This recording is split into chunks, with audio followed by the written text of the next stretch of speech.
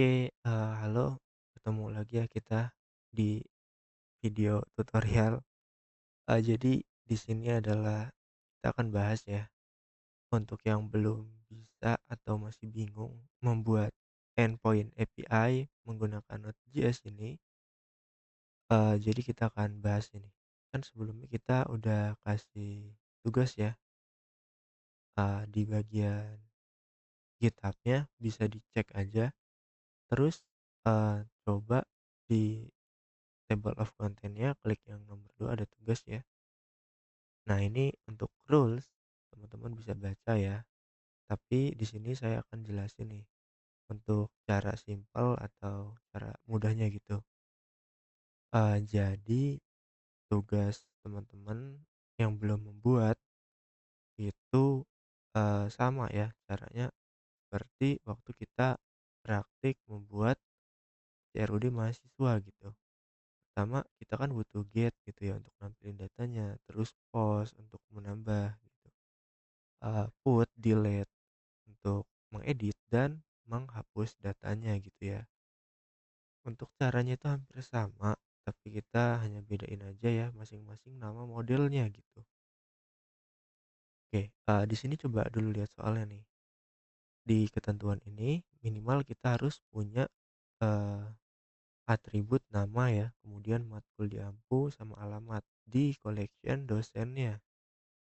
Untuk ini sangat minimal ya, untuk teman-teman bisa tambahin yang lain ya seperti NIDN gitu ataupun yang lainnya gitu, boleh silakan.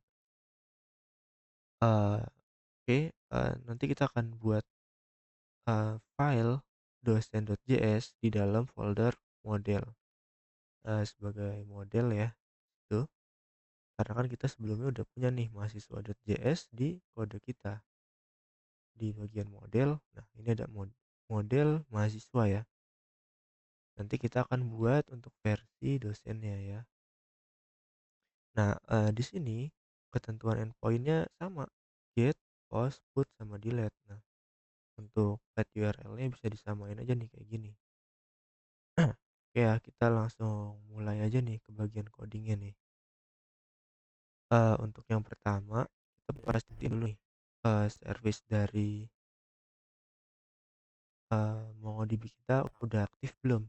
Caranya ketik service di bagian, eee, ini Windows, terus ada search bar-nya, itu cek aja dulu. Di service ini kita scroll, kemudian cari di MongoDB server nih. Nah, di sini kan belum on ya, belum running gitu ya. Kita start dulu, kalau yang udah running langsung masuk ke MongoDB Kompasnya aja. Nah, ini udah jalan ya, udah running tuh. Sekarang kita ke Kompas ya, MongoDB Kompas untuk cek dulu nih database-nya connect atau enggak gitu. Coba connect ini di sini. Nah, kalau udah seperti ini berarti artinya kita udah bisa terhubung nih. Nah, di sini kan kita udah ada database belajar MongoDB 2 nih. Database-nya itu kita setting di server.js ya kemarin. Nah, ini dia nama database-nya di bagian mongos.connect ya. Ya di sini ada collection dosen kita udah buat. Untuk yang belum buat nggak apa-apa, kita akan buat di bagian modelnya aja nih. Kita langsung lanjut ya ke dalam model, kita buat bagian dosen.js. Untuk kode kita hampir sama ya dengan eh, mahasiswa ini ya. Kita buat variabel dulu. Pertama dosen skema, kemudian kita new ya, new dari Mongos ya. Mongos itu adalah package ya untuk menghubungin kita ke database MongoDB. Oke, ini baru kita tulis ya. Di sini ada nama ya. Oke, tipenya string ya. Apakah dia required harus diisi atau tidak? Ya, nama harus diisi ya. Untuk yang lain, mungkin sama ya, tipenya string semua, kita bisa copy aja. Nah, tinggal ubah bagian namanya nih, sesuai dengan nama atributnya. Matkul di Ampu, kemudian alamat. Oke, ini untuk yang minimalis ya. Untuk yang sesuai dengan soal. Jika mau nambahin yang lain, boleh silahkan NIDN misalnya. NIDN. Nah, di sini harus dikasih koma ya. Kalau misalnya naruhnya di tengah atau di awal gitu, kita harus kasih koma dia. Misalnya di sini. Nah, harus di bawah komanya ya. Gitu. Kemudian tipenya string, required, true. Oke, kita bisa save ya. Oke, di sini kita namain collectionnya dosen ya. Collection dosen. Kemudian kita ekspor. Oke, kita udah buat nih satu model, yaitu model dosen ya. Sekarang kita coba tampilin eh, datanya ya dari RESTful API-nya dengan membuat routing get gitu ya. Oke, kita pindah nih ke bagian root.js. Nah, kita coding di bagian bawah sini. Pertama kita router get ya.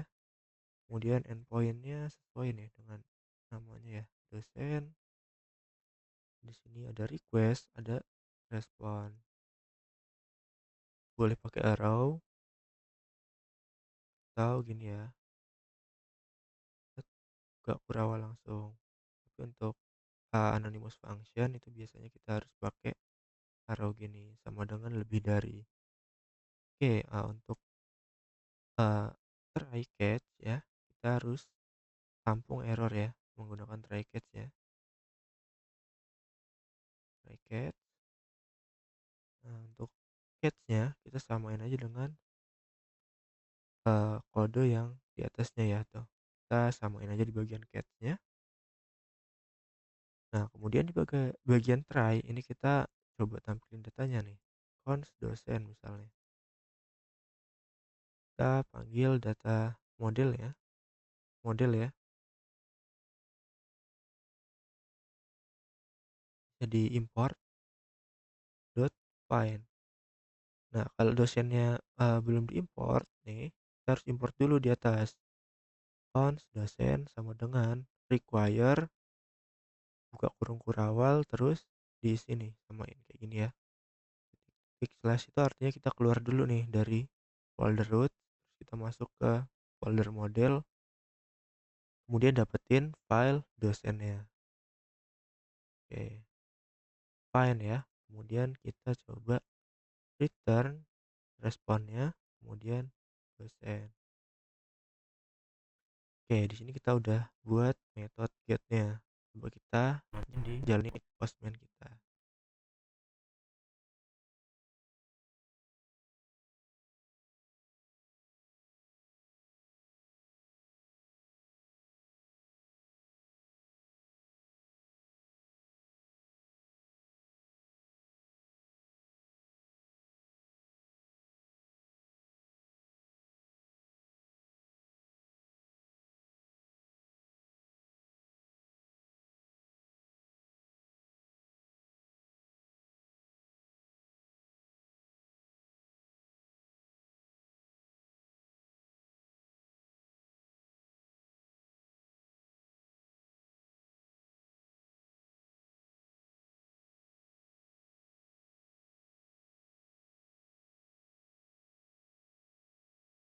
Oke, untuk postman-nya teman-teman bisa tambahin aja nih baru ya, klik kanan di folder yang udah kita buat kemarin ya.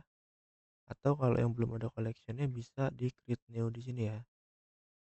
Kita coba create new aja deh di bagian sini. Ini kita namain collection-nya CRUD dosen gitu.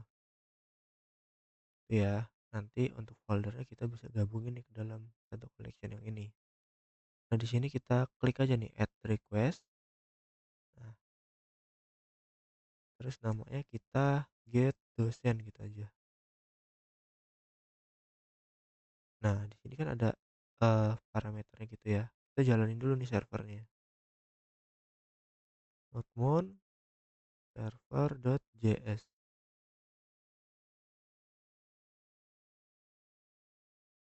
Kita tunggu ya.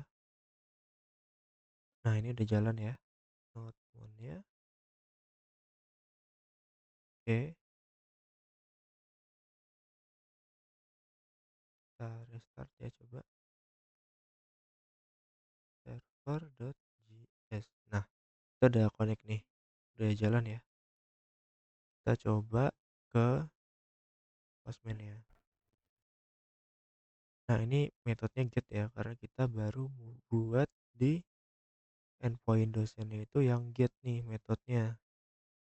Yang get nih ya. Kita juga jadi harus panggil di Postman-nya yang get.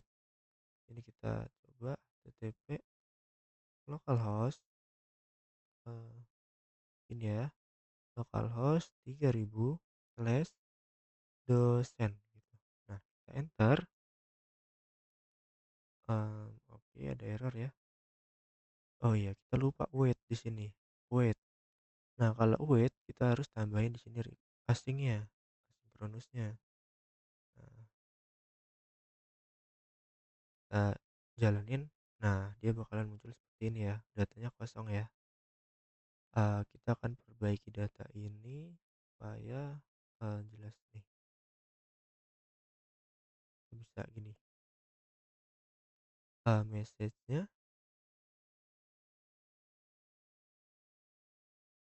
berhasil menampilkan data dosen. Kemudian di bawahnya kita kasih datanya yaitu dosen. Oke, kita enter lagi. Nah, dia datanya tetap kosong ya karena emang datanya belum ada di sini. Nah, ini masih kosong ya. Untuk yang di mahasiswa itu udah ada tuh. Kita pantau yang di sini aja. Kita klik ya di bagian sini. Nanti dia masuk. Oke, untuk gate kita udah done ya, udah clear ya. Udah selesai nih. Kemudian saatnya coba kita yang bagian post.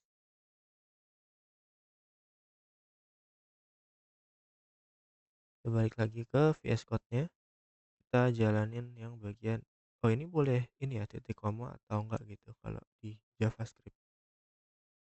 Kita ke ke post ya, sorry. Kita akan insert data slash dosen ya. Ini kita path URL-nya dosen slash dosen terus HTTP metodenya post. Kita udah buat, kemudian sama ya. Kita langsung buat asynchronous saja. Async request respond. Ini arrow lagi. Nah, kita harus tampung juga ya try catch ya. Try catch kalau ada error kodenya tetap jalan. Bagian catch sama kita copy dari sini.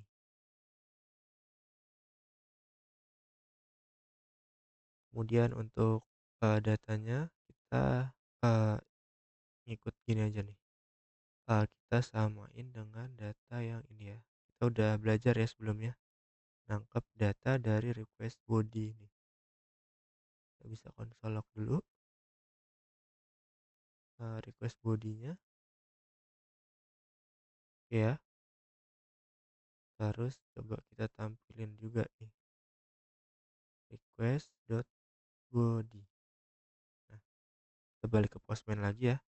Nah, untuk yang kalau misalnya belum di save, itu ada oren-orennya nih dia di tombol X ini. Itu harus di save dulu dengan cara eh, Ctrl S ya, ditekan secara barengan, Ctrl S. Nah, ntar dia nge-save di sini. Ini bisa kita klik kanan ya, duplikat untuk data yang insert ya. Ini kita ubah, add gitu ya. kemudian ini kita ubah jadi post, pindah ke bagian body, dari param ke body, bagian raw kita isi dengan JSON dulu ya nih ya, JSON. Nah, jangan yang teks ya, kita isi dengan yang JSON. Ini kurung kurawal, kemudian kita isi ya dia dengan data yang udah kita buat di dalam model. Sama ada nama, pakai petik ya,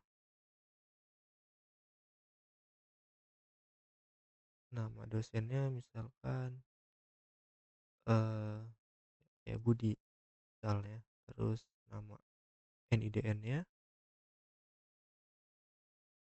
itu 12354 54, kemudian matkul di Ampu itu misalnya dia ngajar pemrograman 3. Ini koma ya, harus dikasih koma ini di setiap ujung, kecuali data terakhir ya. Data terakhir ini nggak boleh pakai koma, nanti dia akan error. Nah, dihapus gini kalau data terakhir. Tapi kita masih ada data alamat ya. Alamat kita isi dengan eh, Jalan ZA Pagar Alam misalnya. Nih. Nah, untuk itu kita sama ya. Bagian yang ini boleh sama atau enggak gitu pertanyaannya dengan nama model. Untuk bagian yang dikirim dari Postman itu bebas ya. Datanya boleh sama atau enggak. Atau matkul juga boleh. Kalau kepanjangan. Kita save ya. Tadi kita save. Itu ya kita save. Kemudian kita send datanya. Nah, nanti dia muncul. Kita udah kirim datanya melalui Postman dari ini ya, tab body nih ke method post. Di sini kita juga nerima ya datanya ya. Bisa Ctrl J untuk buka terminalnya. Nah, kita udah dapat nih datanya. Coba kita kirim sekali lagi untuk membuktikan ya. Kan masih satu nih datanya. Coba kita kirim Budi Budi oke gitu. Di sini terkirim, ini juga terkirim. Oke, untuk datanya udah masuk atau belum? Kita coba cek di dalam data dosen. Nah, ini belum masuk ya, karena kita emang belum nyimpen datanya di sini. Kita baru konsol log aja, kita bisa simpan di variabel dosen sini ya. Tuh, kemudian yang di sebelah kanan sini, nama ini ya, itu adalah field ini ya, nama NIDN matkul di Ampu gitu. Kemudian kita dapetin untuk mengisi data ini dari mana gitu caranya.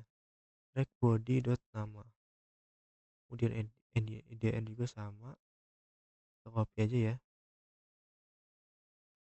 Terus di bagian sini matkul, ini yang diubah yang sini. Kalau di sini kita tetap di ampu gitu, harus sama dengan field yang ini.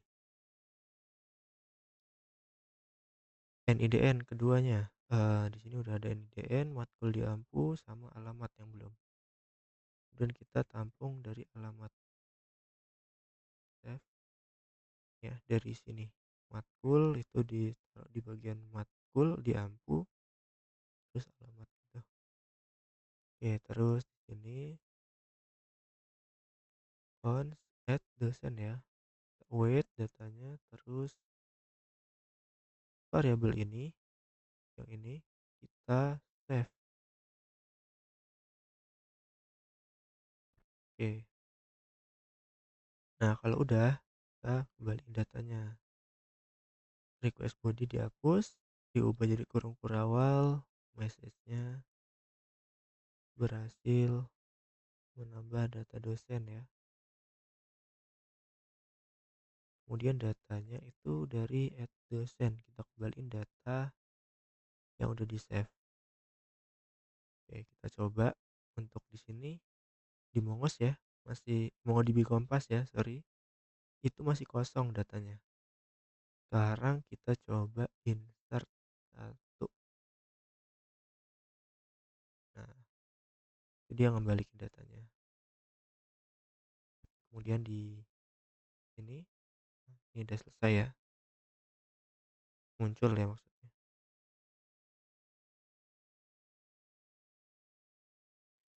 Oke, kemudian lanjut ke bagian edit ya. Edit data kita udah get, post, kita coba ke bagian put ya.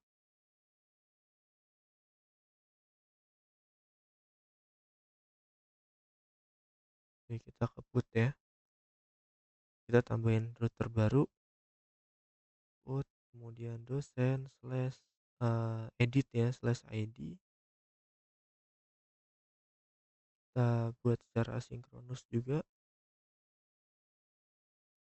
request respon ya. Eh, kita tampung lagi di try catch untuk kode yang error.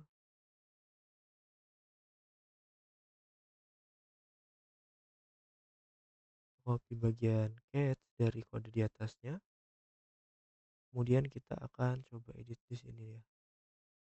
Kita konsol atau langsung aja ya di sini respon.json, kirimin data paramsnya, param to request body.param. Oh, sorry, request param. Nah, kemudian bodinya request.body. Kita print dulu nih untuk data yang dikirim ke endpoint ini. Kembali lagi ke Postman untuk tes API-nya. Yang bagian post jangan yang get ya. Kita edit nih, kita duplikat, sorry. Duplikat. Kenapa yang post nggak yang get aja? Karena yang di add, nah yang di post ini ada request body-nya. Daripada kita capek-capek copy paste ataupun ini, kita duplikat aja nih bagian post. Kita edit, jadi edit dosen ya. Jadi put dosen edit misalnya. Terus kita butuh parameter dokumen ID. Kita butuh ID-nya ya. Jadi copy aja nih bagian sini. Nah, tanpa ada objek ID dan petiknya ya. Kita copy nih di sini. Lalu kita send. Nah, untuk bodinya sama ya. Ini body edit aja misalnya. Nah, gitu ya. Kita akan kirim data ini. Kita akan edit nih, edit datanya berdasarkan ID yang ini. Kemudian apa yang mau diedit itu kita tampung di dalam body ini. Sekarang kita coba ya. Kita samain ke bagian edit yang mahasiswa nih. Nah, kita save dulu ID-nya ya.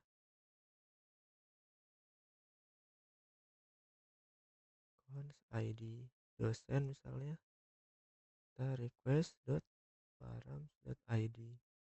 Kemudian bodinya kita request.body. Oke, kita lihat lagi ya. Kita bisa melakukan editnya kayak gini ya. Find by ID and update ya. Cons edit dosen ya. Wait dosen dot find by ID and untuk muncul ini kita bisa di titiknya ini kita kontrol spasi. Nah, ntar dia muncul. Find by ID and update ya. Nah, pertama kita kirim dulu ID-nya, kemudian update-nya apa aja. ID dosen dengan bodinya. Oke, kalau udah kita coba ambil data dosen dari ID, tampilin datanya ya. Find by ID nih, ID dosen. Ingat ya, ini harus kapital, ini kapital gitu ya. Tiap ini harus sama nih datanya. Kalau nggak dia nanti error. Oke, setelah dapetin kita coba berhasil update data ya. Ini ada message berhasil update data dosen, terus kita kembaliin nih data dosennya. Jadi pertama itu kita edit dulu datanya, kemudian kita cek datanya apakah udah ke-update gitu ya. Coba kita di sini, kita awalnya di sini ID-nya Budi oke ya. Sekarang ID-nya udah kita letakin di parameter URL-nya, kita send. Nah, ini Budi edit ya. Kita bisa refresh di sini, di sini ya. Nah, dia berubah. Oke, kita udah selesai yang bagian metode put ya. Sekarang kita bagian metode delete nih. Satu lagi.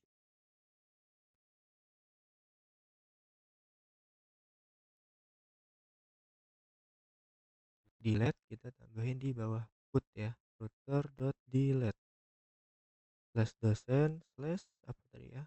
Delete ID-nya. Delete ID sama kita butuh asinkronus untuk simpan atau update datanya ya. Ini kita delete data ya. Bracket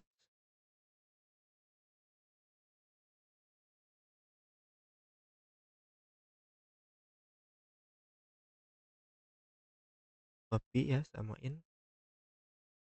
Kemudian di bagian delete kita cuma butuh ID aja ya. ID kita untuk ngambil ID itu kita bisa pakai ID dosen ini. Cons ID dosen param.id ya. Kemudian kita akan hapus datanya nih. Ini void dosen dot kontrol spasi untuk melihat autocomplete-nya, find by ID and ini kayaknya delete ya. ID dosen. Oke, ini wait ya. Di sini udah asing. Kita langsung balikin datanya. Balikin message ya. Berhasil menghapus data. Oke, kita udah coba ya di delete ya. Kita coba di ini di edit, kita duplikat. Caranya klik kanan, duplikat. Nah, di sini diedit. Kenapa yang bagian put nggak di yang post? Karena kita butuh ID-nya nih. Untuk body kita nggak perlu ya. Kita bisa hapus semua. Oke, kita coba update ini ke delete nih. Untuk ini juga di edit nih. Delete, save ya. Oh ya, untuk ininya kita rename dulu. Delete. Nah, berhasil menghapus data dosen ya. Coba kita cek apakah udah kehapus. Nah, sudah kehapus ya. Oke, yang get kita belum coba tes ya. Untuk datanya kan kosong nih. Kita coba add satu ya. Ini kita body aja misalnya. Kita send datanya. Nah, ini muncul kayak gini. Untuk di get, nah dia muncul juga body ya. Programan 3 di sini refresh sama datanya. Oke ya, untuk CRUD dosen itu begitu ya untuk caranya. Nanti kita akan perbaiki kode ini agar lebih rapi ya, karena biasanya untuk folder root sendiri itu menampilkan rootsnya aja tanpa ada logiknya gitu kayak gini. Ini akan kita pisah ke dalam controller ya, agar data atau kodenya ini bisa lebih mudah dibaca sama eh, tim yang lain kalau kolaborasi gitu ya. Oke ya, kita udah punya data CRUD-nya. Di sini nanti kalau udah di-share aja ya, cara share-nya kayak gini ke email tuh. Bisa kayak gini ya. Tuh, enter name, grup atau email. Ntar di-share aja gitu misalnya kalau ke email saya gitu kan. itu ya, entar di-share aja tuh. Ya untuk, cara solve ya, cara menyelesaikan tugas ini itu caranya sebagai berikut ya, di video ini udah lengkap. Oke sekian terima kasih.